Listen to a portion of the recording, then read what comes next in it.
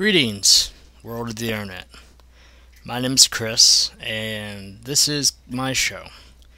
Basically, what I'm going to be doing is each week I'm going to be picking a topic and I'm going to talk about. And throughout that week, you, the lovely video viewers of the world, will hopefully comment and tell me what you think. And that next week, I'll start the show with reading your comments from last week's discussion. This week, well, I guess first off, since this is the first show, I should tell you what it's going to be.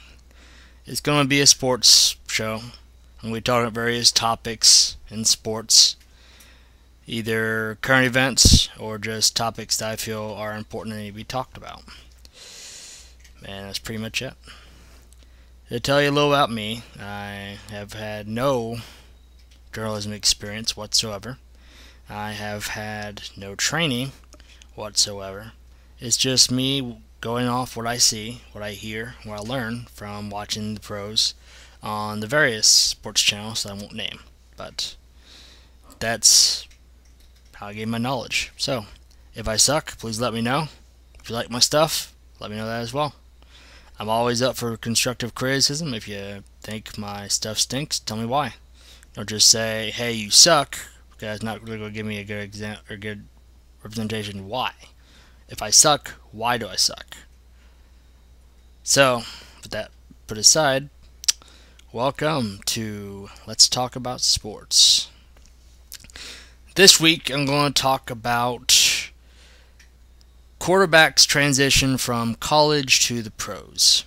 Now, one of the biggest, well, lack of better words, differences I've noticed is, for one, the four-step drop is much different than in college, whereas in college, quarterbacks usually start from the gun if they're going to throw. Very few colleges I've seen go with traditional I formation, pro formation, or something like that offense. Very few I've seen do that, and even fewer at the high school level. In fact, I've never seen a high school team throw consistently from under center. Usually it's a play-action pass that you use once or twice a game, if even that often. But in the pros, you see it probably 2 or 3 times a series at least. And also, the game is much quicker. On average, I've heard that quarterback has an average of 1.5 seconds to throw the ball in the NFL versus college. I'm guessing at least 2.5 to 3, the way I've seen. Now, my question is, why is that? Why don't more coaches have the quarterbacks throw from under center more often? Why not get them that experience?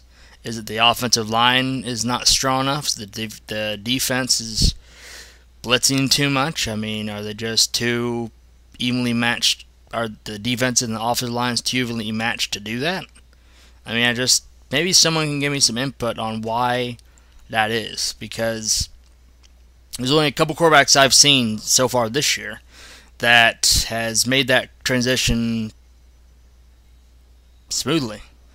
I can think of Jake Locker from Tennessee, and I can think of Ryan Mallett from New England, are the only two that I've really seen get it.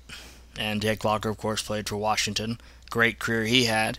And, of course, Ryan Mallett of Arkansas, who had a great I think he had a great game in the Sugar Bowl. Problem is, his receivers dropped too many of his passes. But I think Ryan Mallett's a good quarterback, and he's going to show how good he is backing up Tom Brady. I think he's going to turn into a Matt Castle type, where he'll back up Tom Brady for a few years, learn the ropes, and he'll get traded to a team who he can actually start for. But that's my opinion. I'm entitled to it. But anyway, I'm getting off the subject a little bit here. I mean, why do so many teams not throw from under center? I mean, is it just too much for the quarterback? Are they afraid of getting injured? Are they not accurate enough? Do the receivers not get on the field fast enough? I mean, maybe someone can give me that input. Maybe a coach is watching, or a player who's played in this situation before is watching and give me some input on that. Or even just somebody who just maybe knows more than I do about this sort of thing. I don't know why I just started noticing that this year, and a little bit last year. And that's the biggest test for quarterbacks to overcome, is getting that four-step drop. That 4-step drop is so important to that play.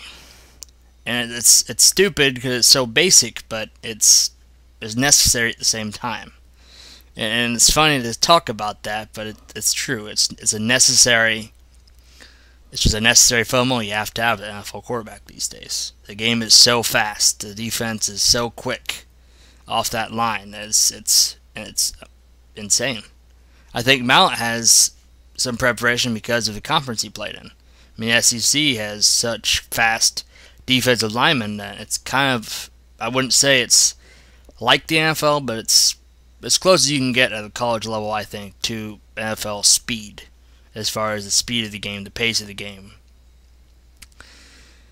And that's why I think Ryan Mallett is going to be a good quarterback. That's why I think Greg McElroy will be a good quarterback, who came out of Alabama and is playing for the Jets now. I think both of them will be good quarterbacks. I think Greg McElroy showed it last night. I mean, yeah, I know the Jets lost, but he still had some poise in that pocket. The one quarterback I wish would succeed, now I'm a Bengals fan, so I bet you can guess who I'm going to say, Andy Dalton. I really wish he's what everyone says he is. Poised, calm, cool under pressure. Problem is, the Bengals have no veteran leadership, but that's a topic for another day. Anyway, give me your thoughts on what I've talked about. I mean, why don't more college coaches and high school coaches have quarterbacks play under center more often? Maybe someone can tell me that. I'd really like to know. And please comment me, like me, or like this video if you like it. If you don't, please tell me what I did wrong or what you didn't like about it. But regardless, I'm going to read your comments on here next week. And thank you for watching. And hope to see you next week.